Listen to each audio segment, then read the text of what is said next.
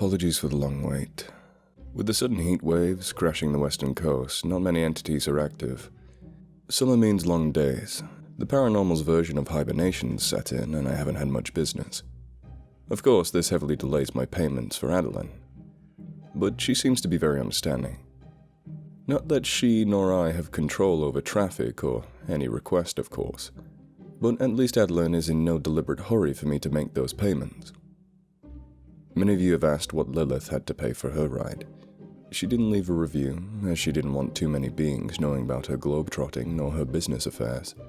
But her overall cost was $4,989.07. And she tipped me a solid $1,000 with nearly 25% for a tip. I wagered to guess she was satisfied with her experience. If the money wasn't so good, I would comp her next ride and contribute to a cause. Since I've had tremendous luck in the peninsula, I decided to post up near Hunters Point in San Francisco. For those of you who don't know, Hunters Point is a fairly dilapidated and abandoned military base.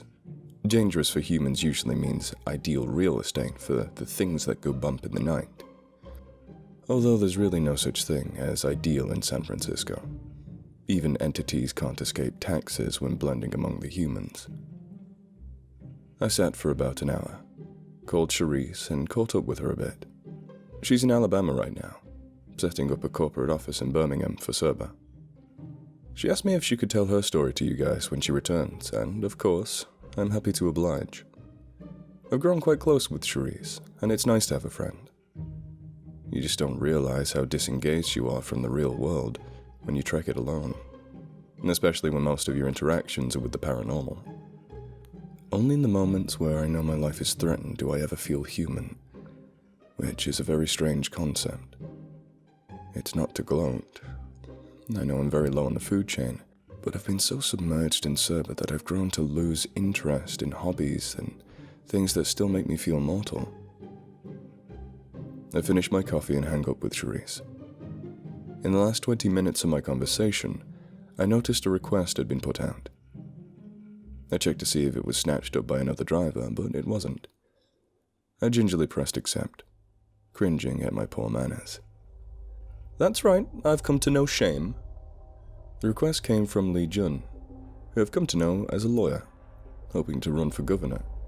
He's also married to a woman named Ayaka Watanabe, who is also a pretty notorious attorney. Both Lee and Ayaka work heavily with bankruptcy cases, helping rich people stay rich and raking in the benefits therein. It should be interesting. And again, maybe not. Politics are boring, and on the best occasions, the topic annoys me. Here's to hoping it's a fairly calm ride. I pull up to a very modernized tapas joint downtown. Out front was a very impatient Lee and Ayaka, arguing. It's not like I deliberately ignored their request. I simply just got tied up talking to my bestie. No homo. Or, you get what I'm saying. I pull up, tap the hazards on, roll down my window, and meekly say, Lee? It only took you 30 years to get here. Bravo. He replies in a stoic manner, showing just enough disdain to be intimidating. Lee Jun opened the car door and ushered Ayaka inside. They both seem pissed. Not at me. This seems far more preemptive to the request. Goody. Drama. There's water in the center console if you... I was cut off by the motion of Lee's hand, waving off my statement. Oh fucking K. Be thirsty then, turd. Luckily it was a short drive to Berkeley. The traffic was really bad. The Bay Bridge is always packed, but this wouldn't take more than 30 minutes. I can handle 30 minutes. The ride was relatively silent for the first few minutes, and I couldn't help but chew on politicians and prominent lawyers being entities. I'm not surprised, not by a stretch. But I'm dying to know what they are. The jobs are fairly normal, and one thing I've noticed among the paranormal is they tend to gravitate towards jobs or haunts that make it easy for them to either gain victims or profit greatly. Sometimes both. The profit of being a lawyer in San Francisco is definitely above average, especially for bankruptcy cases. But do they need freshy noms as well? The only entities I know that care about money are leprechauns. Are they leprechauns? My thoughts were interrupted by Ayaka screaming in the back seat. Of all the companies, you had to choose Willie's. I've changed the name of the business because people in power scare me far more than the paranormal do. So we'll call this fast food chain Willie's. Ayaka, I hear Lee leaning forward in his seat, presumably rubbing his temples before responding. Can we not talk about sensitive subject matters with witnesses? Oh, that's a bad word. Witness is just another word for loose end.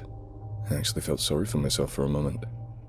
Being the unlucky person to hear something that they weren't supposed to.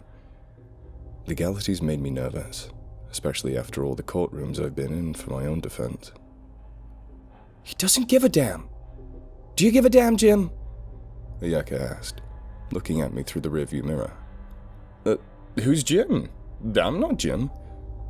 What are you even talking about? I heard nothing. I grip and twist the steering wheel. I wasn't sure how to answer that because it meant I was taking sides, and that definitely felt dumb. I chose to take the side of the angrier one, Ayaka. Men are kinder when they're mad. This is a fact. I know he'll make it quick if it comes down to it. Jim, this is incredibly private material. Can you promise that you'll keep your mouth closed about anything we discuss? Damn it. I'm gonna go there. Of course, whatever you need, sir, I reply, resisting the urge to groan.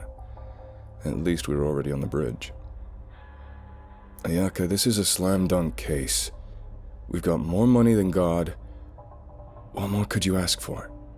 Lisa is trying to quell Ayaka. I don't want my husband representing some slimy fast food chain. What will our families think? They're already livid I married a Yao Guai from Beijing. What more do you want to put them through? You just take on any goddamn case now, won't you? You're so fucking money hungry that you don't possess any dignity. That did it for Lee. Things escalated. You think my family was stoked about me marrying a dog? You don't complain when I put shiny rocks on your fingers and neck. You're lucky to have been taken by me.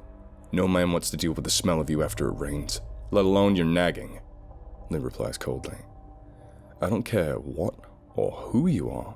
Calling anyone a dog is a bad move. You asshole! I hear a swift crash through my window, causing me to swerve and pull off onto the 880. What the fuck was that?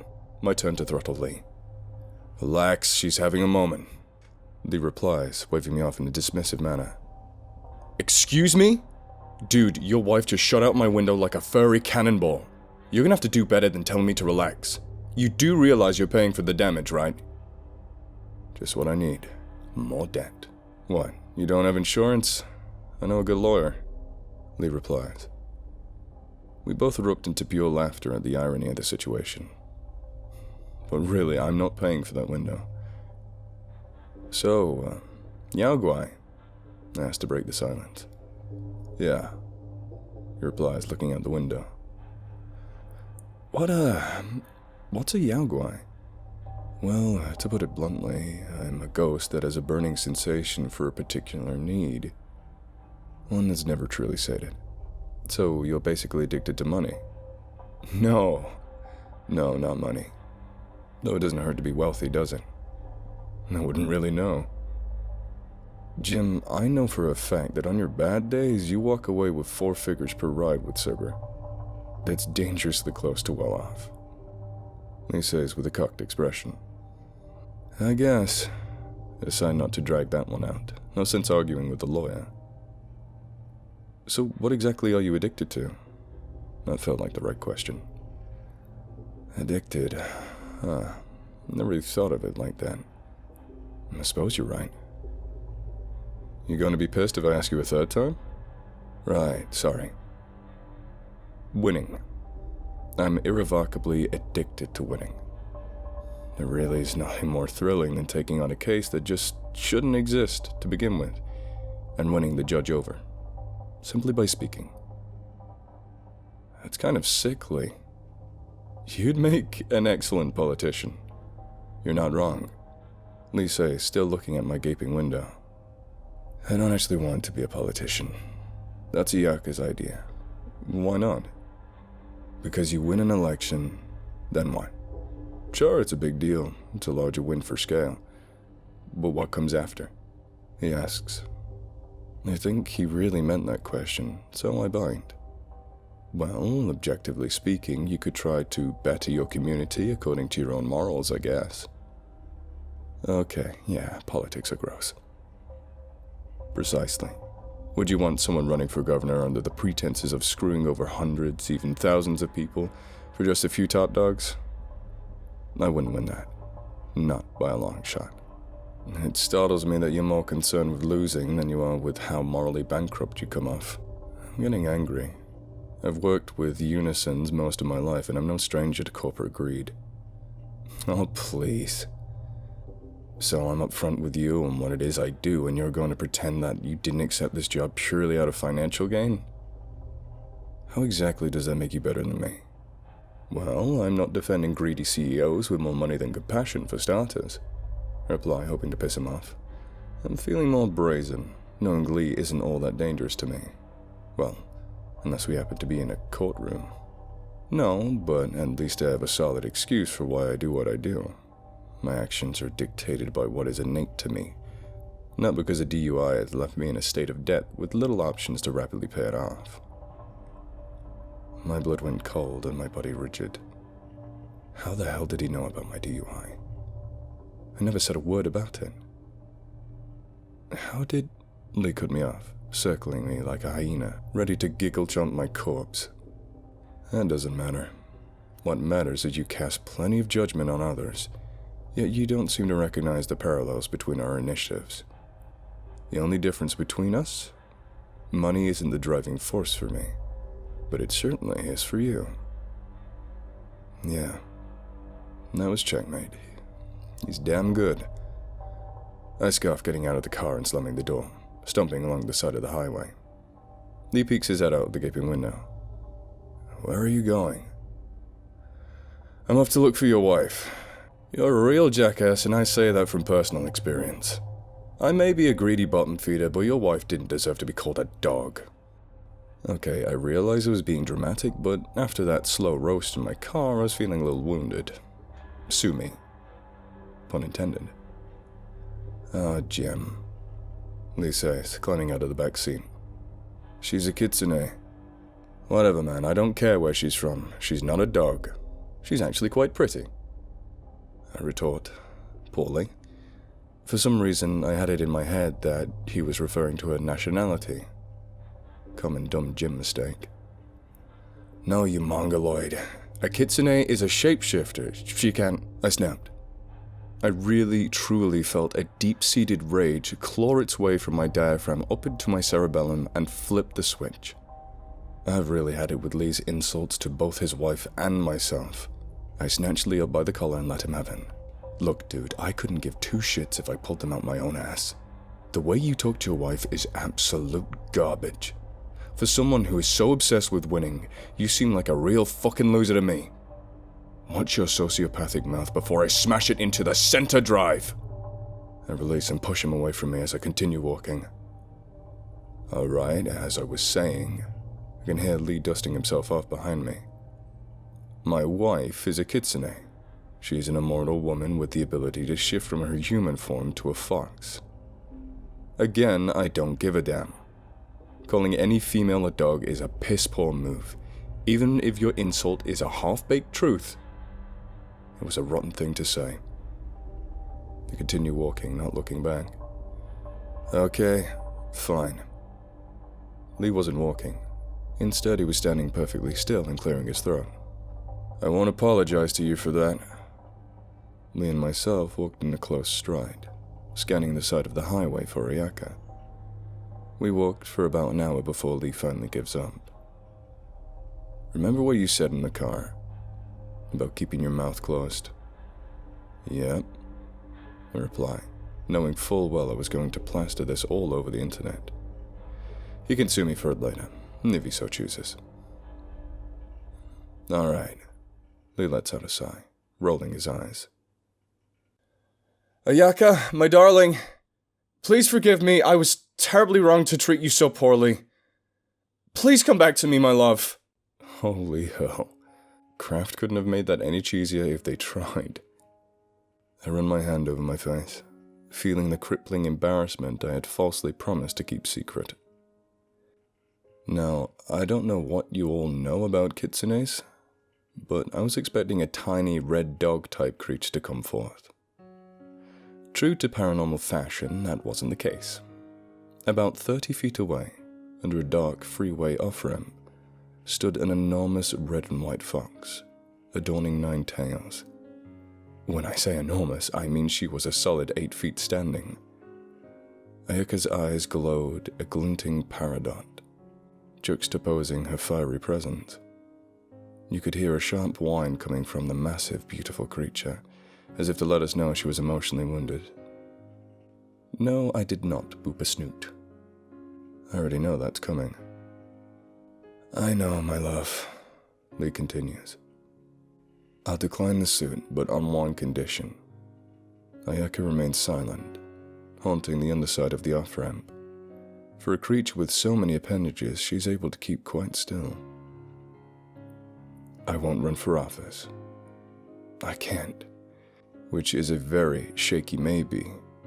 I'll have no way to feed. You don't want to go back to turning tables in Reno, do you? Ayaka lets out a canine groan, agreeing but also disapproving. I know. However, we need to do what's best for both of us. Our union is not what others will approve of. Only we have eternity together. Only we need to sate each other.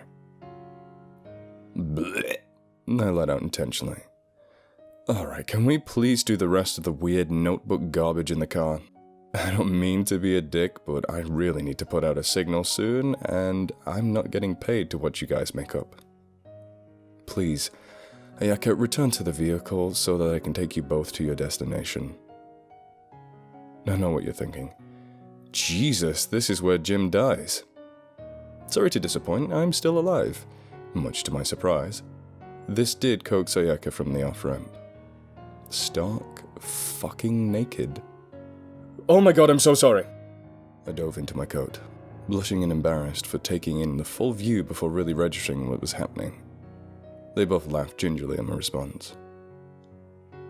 Jim, might I borrow your coat?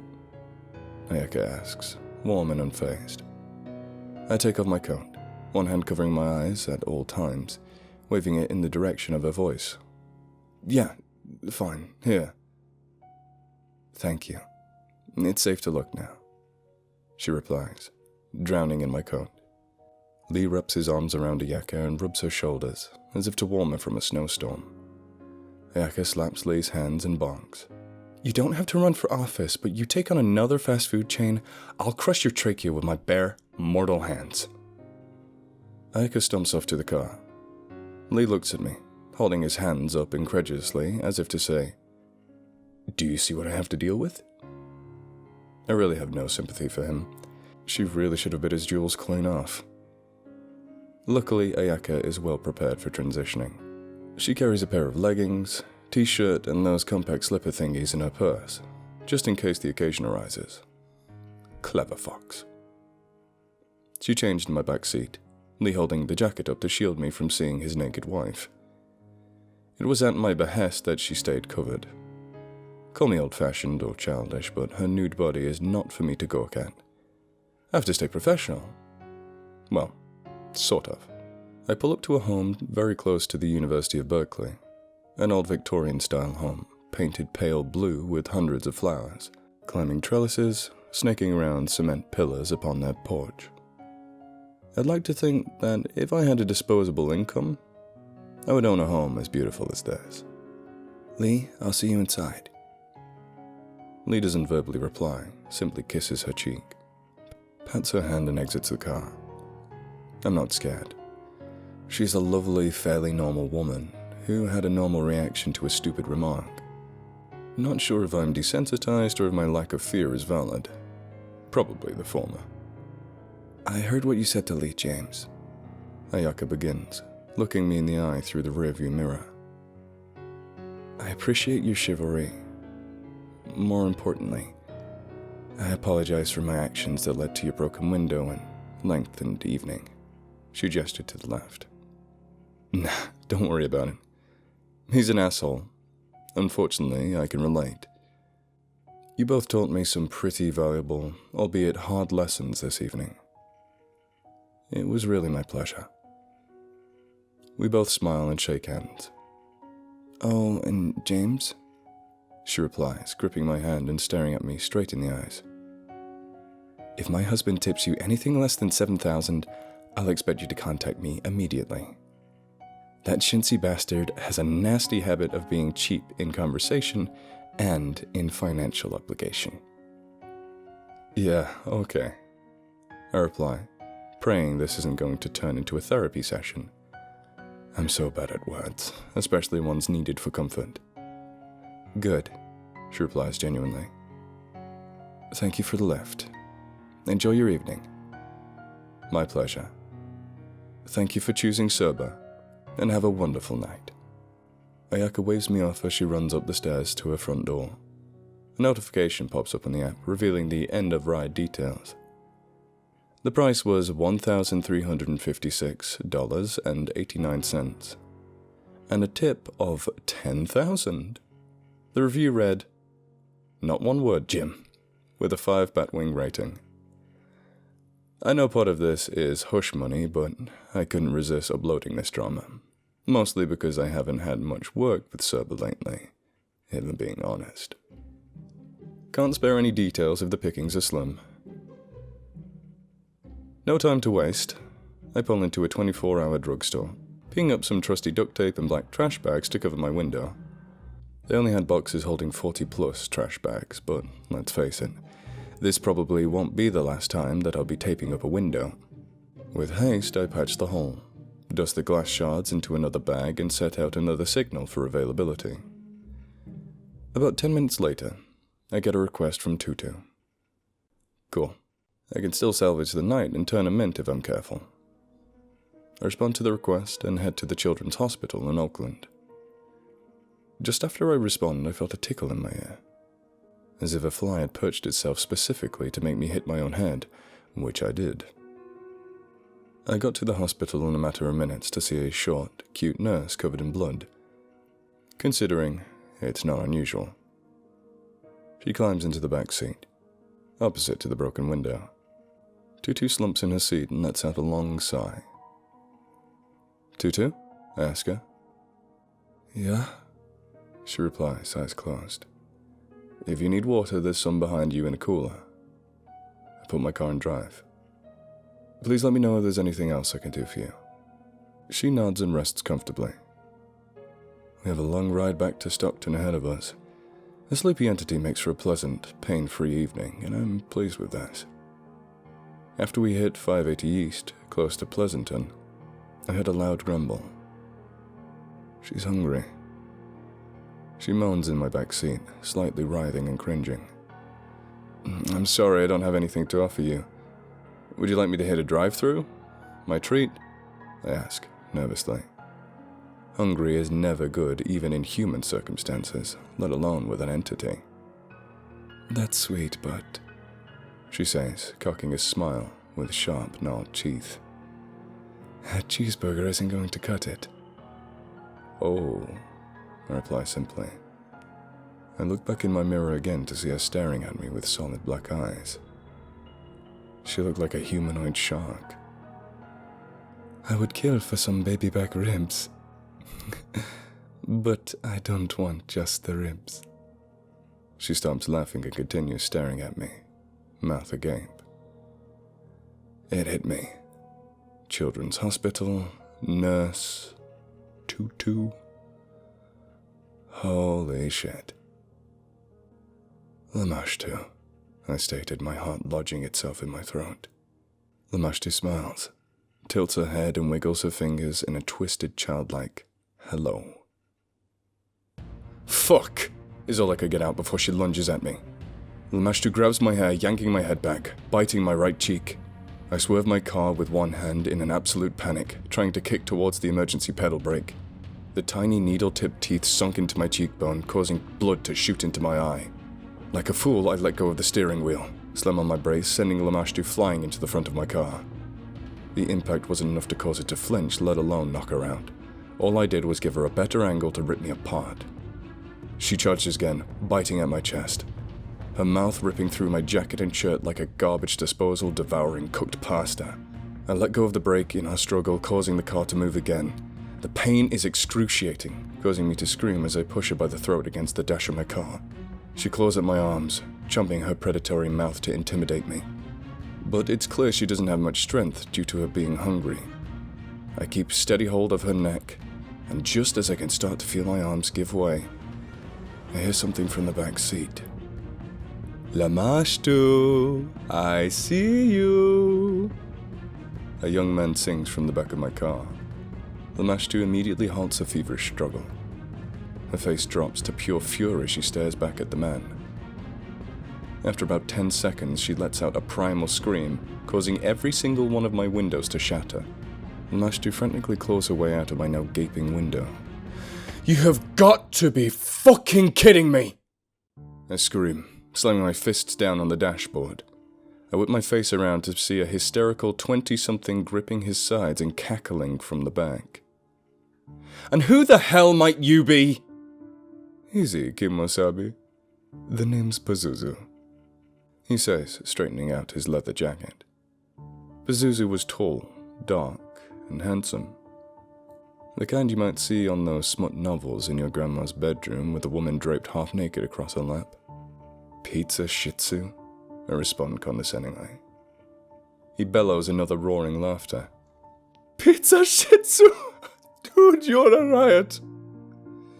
Holy shit, I'm not even slightly in the mood for this bullshit. "Who are you? What are you doing here? And how are you planning to pay for this?" Pazuzu looked at me, seemingly offended. I'm sorry, I think what you're trying to conjure is a thank you, jackass. I just saved your life. "No, I had it covered," I said, wounded. "All you did was cost me another couple racks of damage to my car." Pazuzu rolled his eyes. "Okay, best case scenario. You were just prolonging your suffering. Lamashtu would have made it quick, had you not put up a struggle. She's a centuries-old deity. You really think you could have quelled that nonsense on your own?" He spoke with eloquence and dropped the weird, douchey frat boy facade. I sat back in my seat, utterly deafened in more ways than one, replying, "You're right. Thank you." Pazuzu perked back up and says, "You're welcome, Jim." "So, if you're a demon, what the hell is Lamashtu? I remember hearing Pazuzu before, but definitely not in a flattering regard." "A common misconception. Thanks to Hollywood. I'm actually not a demon. Neither is Lamashtu. We're just really ancient spirits. Neither one of us has the same notion of allegiance as common religions might have. Oh, and she's not my ex-wife. She's my sister. Really disgusting hiccup in the transcripts, don't you think?" he says, shuddering. "Wait, I know I've heard your name from somewhere. That one movie with the child and the puke," I say, pointing. "You're totally a demon." "Wrong, bro. Again, another huge oversight. My favorite pastime, my true purpose, my raison d'etre, is to thwart Lamashtu from eating kids. She must have confused you for being a big-ass baby." He laughs at his own joke. I'm not amused. "So why possess a little girl then?" "Oh, right, that. Huge misunderstanding. I did possess her, this is true, but only because I wanted to scare the ever-loving hell out of Lamashtu. She was going to prey upon that little girl, so I thought I'd prank her, which it absolutely worked," he said, bowing at his own performance. "So what's with the stabbing and head spinning then? Still convinced he's a demon." "Well, funny thing, actually," he says, slightly embarrassed. "I kind of got stuck, so to speak. My only way out was to act like a psycho so that the priest would actually exorcise the little girl and release me. The whole head stuck in a jar bit." "Wow! That's actually hilarious." Pazuzu bows his head again, appreciating the irony I found in his story. Why is Lamashtu so scared of you? Because I'm ugly. What? If you're ugly, then she would have bolted the second she got into my car. I'm not self-deprecating, but I'm not 20-something Abercrombie model. Well, I could show you. He gives a devious grin. Okay, but only if you promise that you're not going to go Mr. Hyde on me and suddenly want to kill me. I reply, raising an eyebrow. You got it. He replies with a wicked delight. Pazuzu unzips his pants in a flash, too quick for me to react right away, and out darts his 4-foot serpent, hissing at me. Dude, what the fuck?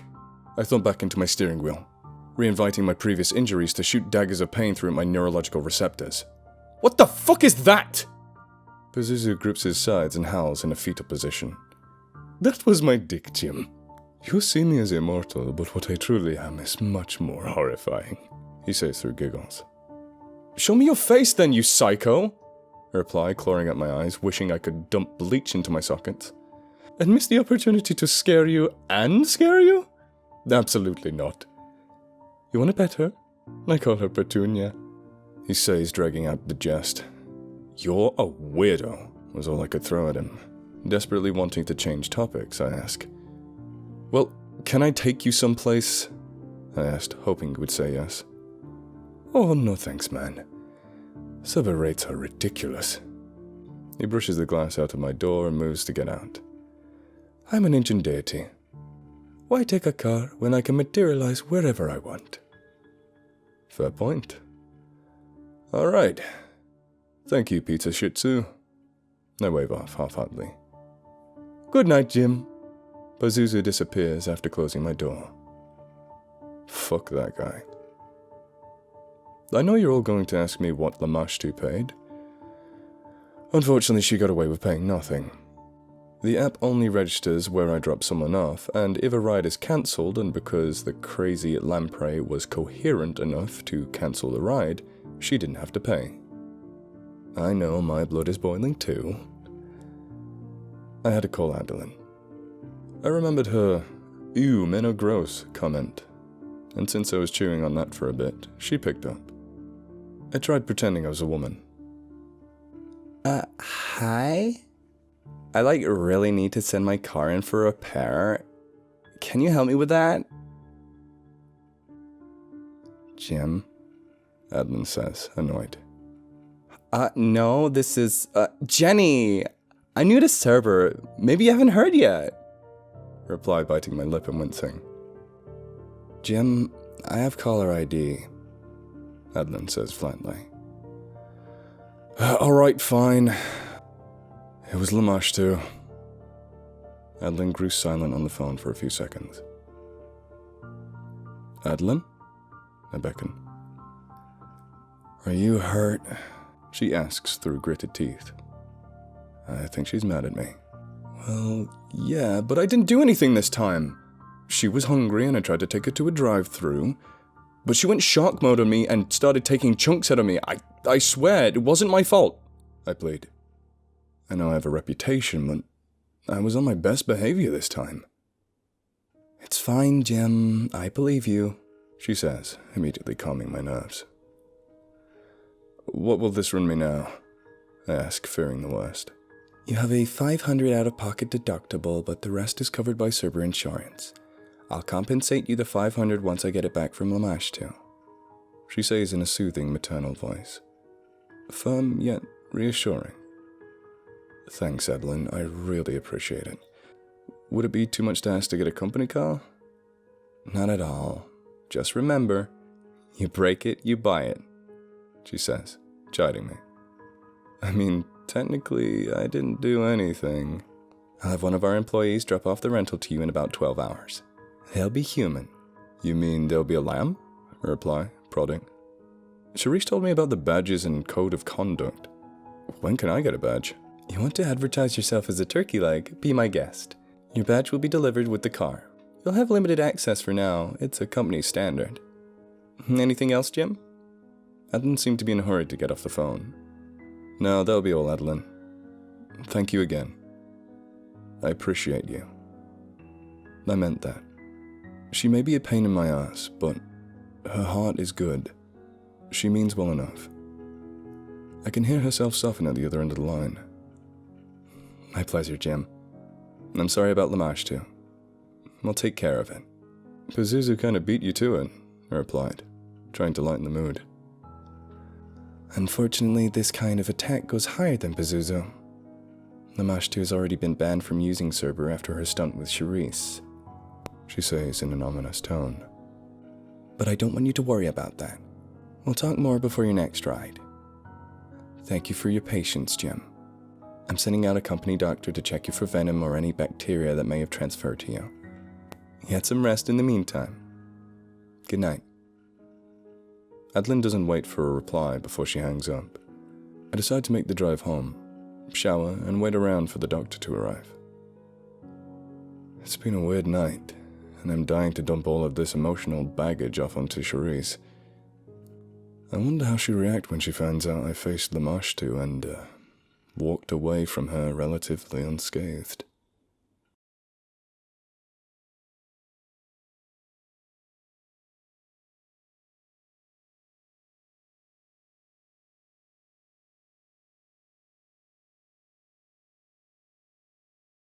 If you like this video, please consider subscribing. And if you're an animal lover like me, please consider donating to the World Land Trust, a charity that aims to help wildlife through buying land, preventing development, and helping endangered species.